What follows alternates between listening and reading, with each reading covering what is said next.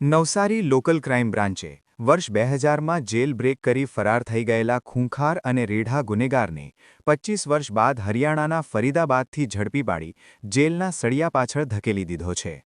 Arms act અને લૂંટના અનેક ગુનાઓમાં સંડોવાયેલો શશિભૂષણ ઉર્ફે સદભૂષણ ઉર્ફે પિન્ટુ સિંહ રાજપૂત નામનો આરોપી નવસારી સબ જેલમાંથી બાથરૂમની બારીના સળિયા કાપી ઇલેક્ટ્રિક ફેન્સિંગ પર ચાદર નાખી દિવાલ કૂદીને નાસી છૂટ્યો હતો.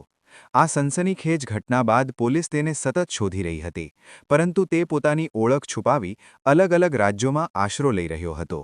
આ જૂના અને વણઉલકાયેલા કેસના આરોપીને પકડવા માટે ક્રાઇમ બ્રાન્ચના સિનિયર પોલીસ ઇન્સ્પેક્ટર વી.જે. જાડેજાએ સ્ટાફને વિશેષ સૂચનાઓ આપી હતી, જેના અનુસંધાને મરોલી પોલીસ ઇન્સ્પેક્ટર આર.એસ. ગોહિલે 8 માસથી ટેકનિકલ સર્વેલન્સ અને બાતમીદારોના નેટવર્ક દ્વારા આરોપીનો અભ્યાસ કર્યો હતો.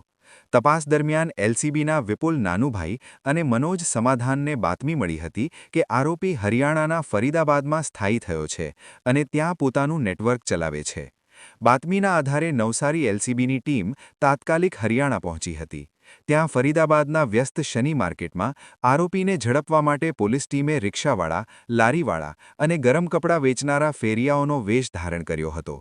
અનેક દિવસોની વોચ બાદ જેવો શશિભૂષણ બજારમાં આવ્યો કે તરત જ વેશપલટો કરીને ઊભેલા પોલીસ જવાનોએ તેને ફિલ્મી ઢબે કોર્ડન કરી દબોચી લીધો હતો.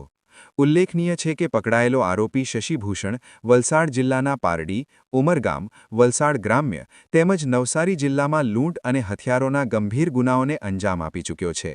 લાંબા સમયથી કાયદાને હાથતાળી આપનાર આ રીઢા ગુનેગારને નવસારી લાવીને પોલીસે કાયદેસરની કાર્યવાહી હાથ ધરી છે.